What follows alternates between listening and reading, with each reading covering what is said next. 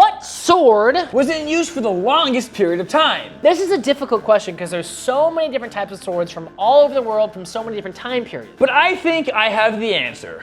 The arming sword. That is a good choice, but I think you're wrong, and I think it's some version of the saber. Some version of a straight double-edged sword has been around since the Bronze Ages. But some sort of curved single-edged sword has also been around since the Bronze Ages. Look at the Khopesh. The Khopesh derived from an axe. You can't count that Yes, as a curved I sword. can. It is a sword that is curved. And besides which, the other swords that you're talking about didn't have cross guards. They weren't arming swords. They were just swords. You can't say the gladius was an arming sword. The gladius was essentially the same thing as No, an arming it wasn't. sword. It didn't have the cruciform sword. That's like saying a sword has been around the longest because it's a sword. That's different. The saber's been around just as long if you want to count the Khopesh. But if you're talking about an actual saber, real sabers came around in roughly around the 8th or 9th century, and they stuck around all the way until the late 1900s. Yeah, but think about how long ago the Bronze Ages was. Before we had steel, we had an arming sword. It wasn't an arming sword like we just said. The Khopesh would count as a curved sword if you're gonna go back that far, but even if you would count that, the arming sword stopped being used in what, like the 1500s? The side sword is not an arming sword. It is functionally a different sword. And the side sword supplanted essentially the arming sword. They had them a little bit later, but then this continued for a couple hundred more years. I think that a side sword is just an arming sword with a complex grip, but fine, it does change how it's used.